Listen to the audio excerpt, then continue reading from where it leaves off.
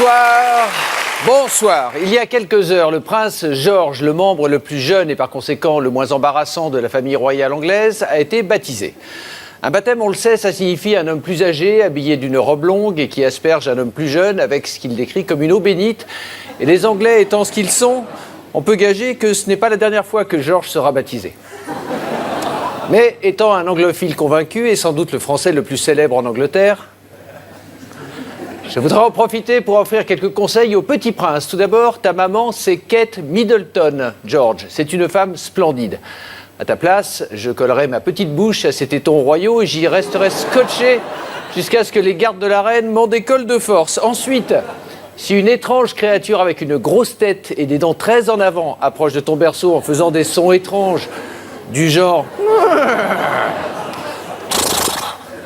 Ne l'encourage pas en lui donnant de l'avoine parce que ce n'est pas un cheval, mais ta belle grand-mère, Camilla Parker Bowles. Enfin, si un jour tu as une histoire d'amour interdite avec un riche arabe, et il y a des chances que ça t'arrive, eh bien, évite de venir à Paris. Au sommaire. Au sommaire de l'émission ce soir, la fin du cauchemar pour une partie des ouvriers de l'usine Goodyear d'Amiens Nord, la réaction de Christine Boutin sur la réforme du droit du sol, une immersion inédite dans la cuisine de l'Élysée, une comédienne qui pourrait bien devenir plus populaire que son père, Marie de Villepin, et un voyage au pays du catch en compagnie de deux comédiens déjantés, Denis Ménochet et Jean-Pierre Martins.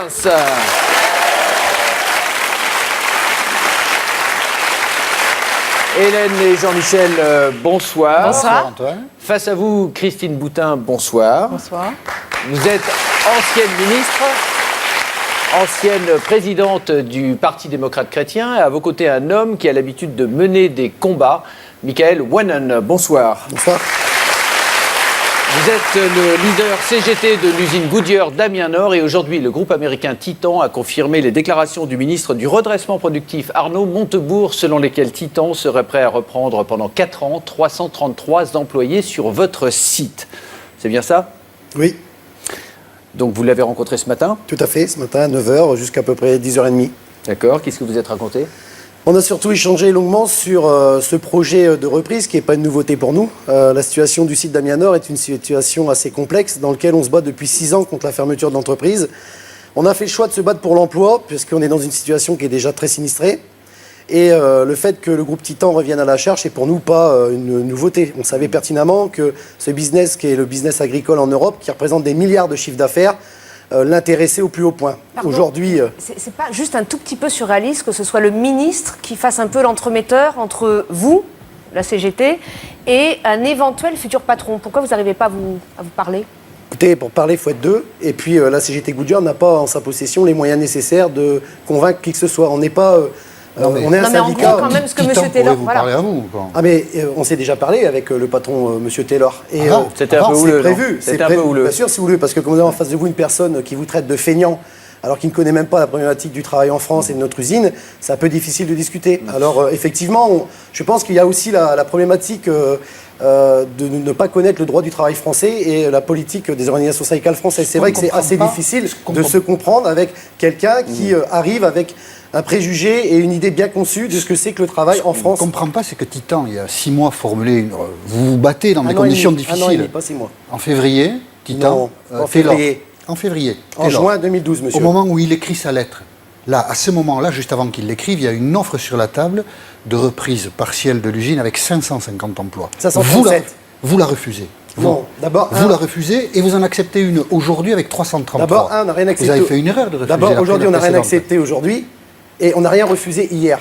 La situation, elle est simple à comprendre. Si, vous refusiez hier. Non, mais attendez, la situation est simple à comprendre. C'est pas si simple que ça. Et d'abord, la CGT n'a pas ça. Dans ses prérogatives, la possibilité de faire vivre un site industriel ou pas. C'est pas nous qui décidons de la stratégie des grands groupes. Aujourd'hui, attendez, je pense que je fais peur à personne et les salariés de Goodyear Amiens font peur à personne. La réalité, c'est que le business, il est très lucratif. Et que ce patron américain, et Goodyear en est un autre, ont décidé depuis longue date de reprendre ce site industriel pour faire en sorte que l'activité agricole permette à ce groupe américain qui est Titan de verser des royalties au groupe Goodyear. Ça, c'est une réalité. En 2012, attendez, en 2012, vous portez des accusations, j'essaye de répondre. Non, en 2012, la CGT n'a rien refusé. On avait mis sur la table les 537 emplois et du côté de la société Goodyear de trouver un plan de départ volontaire. D'accord ? la société Titan a été mise en garde par les tribunaux français qui ont dit que vous repreniez l'activité agricole, c'est une chose, mais vous devez garantir un plan pérenne d'activité sur une période de 5 ans. Mais c'est quand même à ce moment-là que M. Le groupe Taylor Titan a claque dit la je ne porte. reviendrai pas sur les 24 mois maximum. Or, les 24 mois, c'est le temps nécessaire pour délocaliser et aller produire dans d'autres sites de production, notamment un site à Sao Paulo. Aujourd'hui, le groupe Titan revient en disant j'accepte une garantie de 4 ans. Nous, notre rôle, c'est pas 4 ans d'emploi. 4 ans d'emploi, c'est ce que ça veut dire. À Continental, à Clairoy, on leur avait garanti 5 ans. 6 mois après, l'entreprise était fermée, alors qu'ils avaient accepté des concessions. Nous, on demande 4 ans ou 5 ans d'un pourcentage de niveau de production en Europe. C'est complètement la différence et c'est en ça qu'on est dans une situation de force. Maintenant, sur le nombre d'emplois, nous n'avons pas accepté aujourd'hui 333 emplois. Notre condition, elle est simple. C'est 537 emplois ou rien. Ah, donc vous reposez aujourd'hui la condition mais ça a été au clair. groupe Titan. Ça a été clair ce matin. Oui, Et vous vous pouvez avez les reprendre nos moyens de déclarations. refuser. Vous pouvez Et que vous reprendre, disiez tout vous à l'heure pouvez que vous n'aviez reprendre pas les les moyens. déclarations que j'ai faites à la presse après l'entretien avec Arnaud Montebourg. C'est 537. Je reste persuadé qu'on va arriver à ce vous les chiffre. aurez pas. Mais bien sûr que si, on va les avoir, monsieur. Mais Pour pourquoi la simple et bonne raison, c'est que le groupe Titan a lui-même calculé, il y a 1 an et demi, qu'il fallait 537 personnes pour l'activité agricole à Amiens. Il n'y a pas eu d'investissement majeur, il n'y a pas eu de modernité majeure sur le site. Donc il n'y a rien qui explique qu'on perde 204 emplois en 1 an et demi. Ça, c'est clair. Est-ce que vous allez réussir à travailler avec ce monsieur Taylor, le patron du groupe Titan il vous a traité de syndicat fou. Vous avez dit qu'il était proche de l'asile psychiatrique. Ouais. C'est pas des conditions idéales quand même. Écoutez, on connaît le bonhomme. Ouais. C'est quelqu'un qui aime, à mon avis, un petit peu l'affrontement. Il se décrit lui-même comme un grizzly. Il a même sorti un livre aux États-Unis dans lequel il dit qu'il faut tuer les avocats.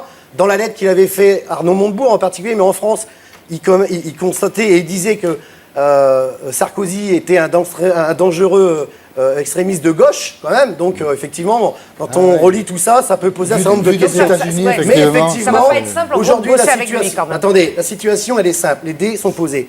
Aujourd'hui, on sait que ce groupe américain ne revient pas par hasard. S'il revient, c'est parce qu'il n'a pas d'autre choix pour devenir leader mondial que d'absorber la production du groupe Goodyear.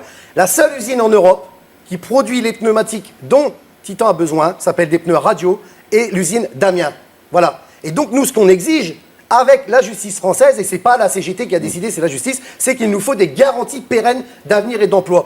On n'a pas envie de se retrouver dans la situation des Molex, des Florange demain, des Peugeot, puisqu'on est dans une entreprise qui s'appelle Goodyear, qui va verser des dividendes aux actionnaires, qui va racheter 100 millions d'euros d'actifs, et dont le principal directeur du groupe, qui est M. Kramer aux États-Unis, a multiplié sa rémunération par 2. Il y a quand même de quoi, effectivement, aujourd'hui d'être en colère. Mais la colère ne veut pas dire qu'on n'accepte pas de discuter. Depuis le début, on a dit qu'on n'était pas à discuter, pas dans n'importe quelle condition. Nos exigences de 2012 sont les mêmes aujourd'hui. Donc c'est pour ça qu'il est toujours bon d'être en direct pour rappeler la vérité. Nous n'avons pas accepté aujourd'hui un plan à 333 emplois. Que les choses soient bien claires. On a bien compris les raisons de votre colère. Merci d'être venu les exposer ici. Merci infiniment. Hélène